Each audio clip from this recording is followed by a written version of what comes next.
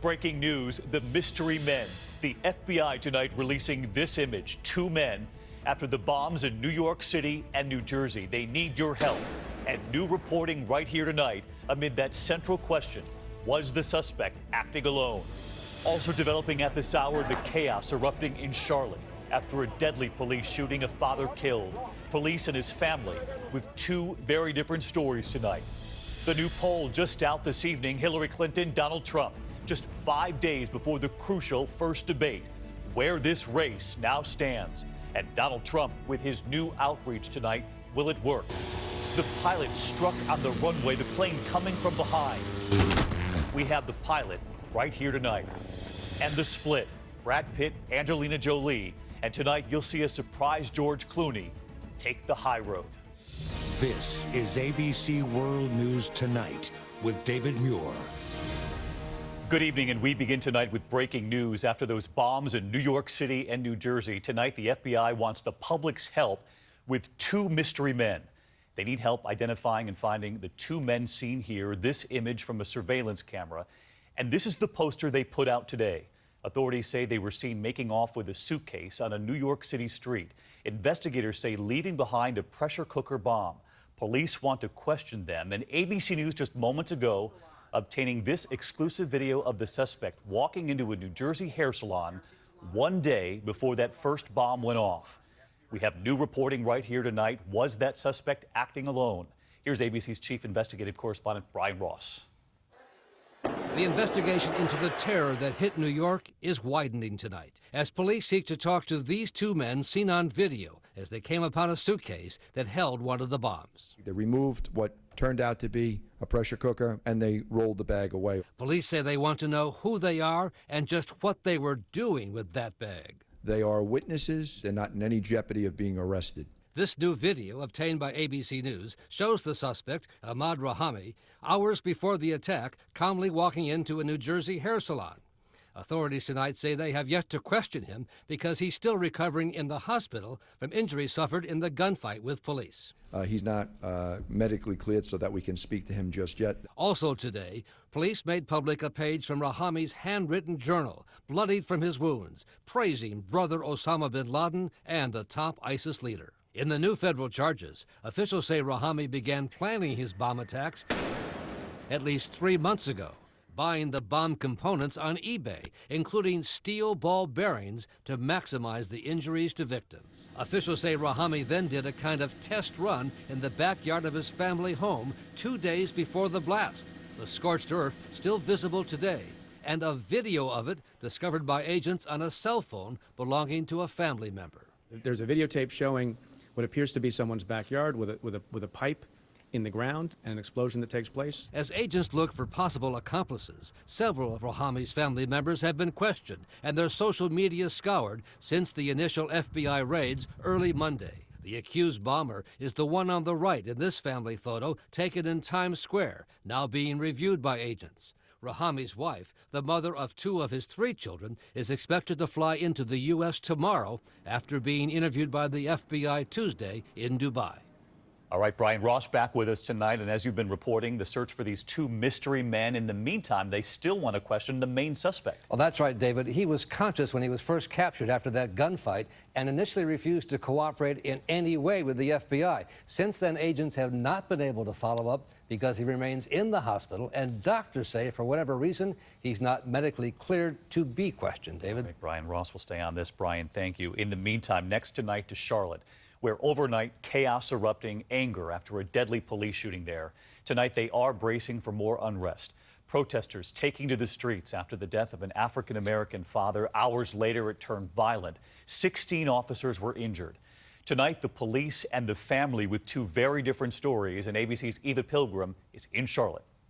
The fury erupts after this. A man shot by an officer lies motionless on the ground. All officers are 10-4. We got one suspect down. The 43-year-old Keith Lamont Scott does not survive. This video appears to come from his daughter at the scene. The police just shot my daddy 4 times for being black. Tonight, police in Charlotte, North Carolina, and Scott's family and neighbors disagree about what happened. Police say he was armed. The truth is, that man was sitting in his car minding his business. Early evening Tuesday, protesters take to the street. After dark, it turns explosive. Large crowds try to overturn this police car. People pour to the scene, blocking a major highway, looting trucks in their path, throwing these boxes in a pile and setting them on fire. One terrified driver calls for help. Stay on the back of the trailer as we speak. These protesters scuffling with police. Officers use flash grenades and tear gas to send the crowds away as 16 officers are hurt.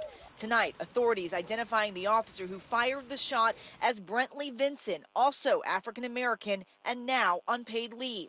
Police admitting tonight that Scott wasn't the person they were looking for, but say when they came upon him, they were forced to shoot. Mr. Scott exited his vehicle armed with a handgun as the officers continued to yell at him to drop it. Police say they later recovered that gun. Scott's family insists that's not true. They said, hands up. He got a gun. He got a gun. Pow, pow, pow, pow. That's it. He had no gun. And Eva Pilgrim with us live tonight in Charlotte. And Eva, you've learned that there is body cam footage that might help answer some of these questions. That's right, David. There is body cam video of the scene, but police say they will not release it until this investigation is complete. David. Eva Pilgrim live at the scene tonight. Eva, thank you. The deadly shooting in Charlotte coming just days after another one in Tulsa. Dash cam video showing this father, his SUV broken down, walking back toward his truck, his arms up, moments before an officer shoots and kills him. The female officer defending herself, and tonight the presidential candidates are now weighing in. Hillary Clinton saying these shootings have to stop, calling the outbreak unbearable. Donald Trump suggesting the officer might have choked. Here's ABC's Clayton Sandell. It is the moment causing such outrage. That looks like a bad dude, too. Terrence Crutcher's family says the 40-year-old's hands are up just before he's shot, something police above saw too. He's got his hands up there for it now. But Officer Betty Shelby's attorney says what the videos don't show are the moments she first encounters Crutcher. She believed he was high on PCP, ignoring commands and possibly armed. She tells him, "Get your hands out of your pocket." Now she's becoming concerned. Shelby pulls her gun, shooting Crutcher when she says he reaches inside his car. Fired! But today, Crutcher's family says Shelby's fear did not justify pulling the trigger, and the videos prove he was no threat. We know that there was no gun in the car. Right. We know he was unarmed. Yeah. Also today, both presidential candidates took a rare swipe against police over excessive force. It's unbearable, and it needs to become intolerable. In an appeal to black voters, Trump is taking aim directly at Officer Shelby. Did she get scared? Was she choking? What happened? In front of the police department. In Tulsa. And we're telling them to fire. Fire.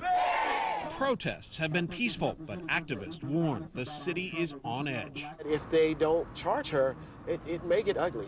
But David, organizers say the protests, and there is another one planned here tonight, will continue while investigators decide Officer Shelby's fate. David? Clayton Sandell with us. Clayton, thank you. Donald Trump continues to court the African-American vote in this country, praying with a group of pastors in Cleveland today. It comes amid a new poll just out tonight showing Hillary Clinton now at 43%, Trump 37% nationally among likely voters. Among African-Americans in June, Trump had 1% of the African-American vote. Tonight, he has 7%, Clinton with 81%. And an unexpected moment today on the Trump campaign. ABC's Tom Yamas in Detroit tonight.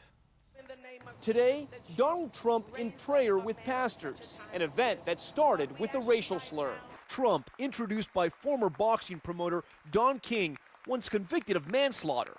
King, recounting something he once said about racism in America, used the N-word in church. If you are intelligent, intellectual, you're an intellectual Negro. If you are dancing and sliding and gliding, Negro, you are dancing and sliding and gliding Negro. The offensive slip comes as Trump is trying to appeal to black voters in blunt terms. Our African-American communities are absolutely in the worst shape that they've ever been in before, ever, ever, ever. From President Obama, a history lesson. He missed that whole civics lesson about slavery and Jim Crow.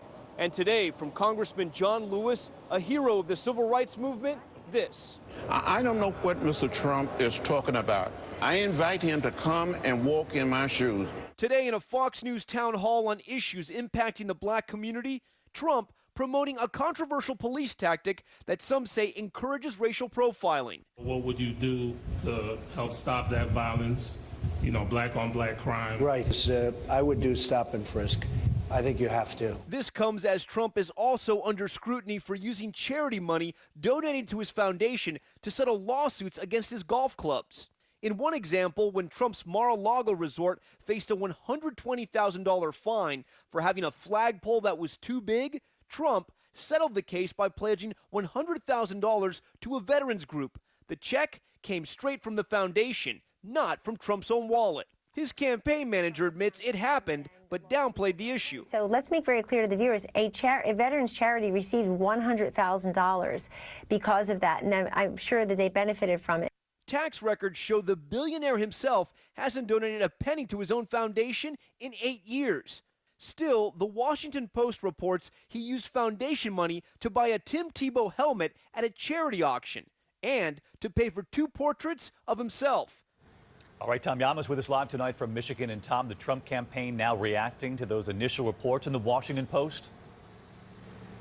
David, the Trump campaign is firing back, saying the Washington Post story is filled with omissions and inaccuracies, yet they provided no examples. David? Tom, as you know, just 5 days from now, Donald Trump and Hillary Clinton take the stage for their first presidential debate, their first one-on-one encounter right here on ABC. The stakes could not be higher. And tonight here, we have new details about how each of the candidates is preparing. And the strategies could not be more different. Here's ABC's Cecilia Vega. Hillary Clinton in Orlando today, in one of the last times voters will see her before Monday's big debate. After this, she's hunkering down to cram. Donald Trump is a self-proclaimed great debater who won every one of the Republican debates. So I take nothing for granted. Two very different candidates with two very different debate prep strategies. Clinton immersing herself in briefing books daily. She's also watching footage of Trump in past debates and holding mock debates with someone playing her opponent. As for Donald Trump, this is what he told David recently. Any mock debates? Haven't thought about it much. It could happen. But now Trump's team says no mock debates for him. Instead, he has an iPad loaded with old debate footage of Clinton. He occasionally meets with a team of advisors, including family members and former Fox News boss Roger Ailes. But sources say those sessions have devolved into storytelling rather than serious preparation. Will Trump get nervous when he takes that stage? Oh, I'll be a little bit. I mean, you have to be a little bit. The one tactic both sides are using, already complaining about the questions. I'm going to be treated very, very unfairly by the moderators. I think the system is being rigged, so it's going to be a very unfair debate. Clinton's team says they're worried she'll be the one getting tougher questions, alluding to the recent Commander-in-Chief forum. The stakes couldn't be higher. Donald Trump has said about you and the debates, I know how to handle Hillary. Do you know how to handle Trump? Well, we'll see, won't we, on September 26th. And Cecilia Vega with us live from Orlando. Cecilia, Donald Trump, we heard him there tell me in recent days he's preparing, maybe not in the traditional way were his words, but tonight some of people inside his campaign now telling you they're concerned? David, in fact, both campaigns tonight are trying to lower expectations for this big debate, but some Trump aides are telling us they are now considering relocating his debate prep sessions this weekend from his estate in New Jersey, where there's a golf course, to his headquarters at Trump Tower in New York, hoping, David, that will help him focus more. All right, the stakes could not be higher, Cecilia. Our thanks to you as always. Of course, ABC News will have full coverage of the first big debate right here on ABC, live at 9 p.m. Eastern Monday night. I'll be joining George and the entire Powerhouse political team right here Monday night. In the meantime, the news continues here. Next tonight to that grilling on Capitol Hill today, the CEO of the company that markets those life-saving EpiPens questioned about drastic price hikes and her own soaring salary up nearly 700% in recent years. ABC's Mary Bruce is right there. For more than 2.5 hours, frustrated lawmakers grilled and scolded the embattled CEO of Mylan Pharmaceuticals, Heather Bresch. It is driving exorbitant profits. I think it's disgusting. The greed is astounding. Accusing her company of putting profits before patients, hiking the price of life-saving EpiPen packs to $600. But Bresch defending the company, pointing out they now offer a $300 generic. Our concern was absolutely that everyone who needs an EpiPen has one. Mylan's sales projected to hit more than $1 billion this year.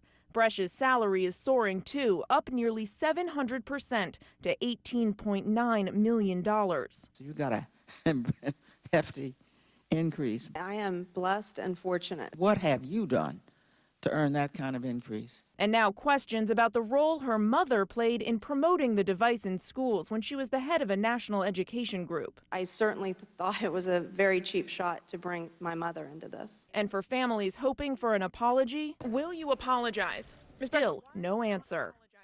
And Mary Bruce with us live from Capitol Hill. Still no answer from her tonight? No apology, David, but the company is offering rebates and that cheaper generic. But Bresch says the overall price of this device is fair. She says the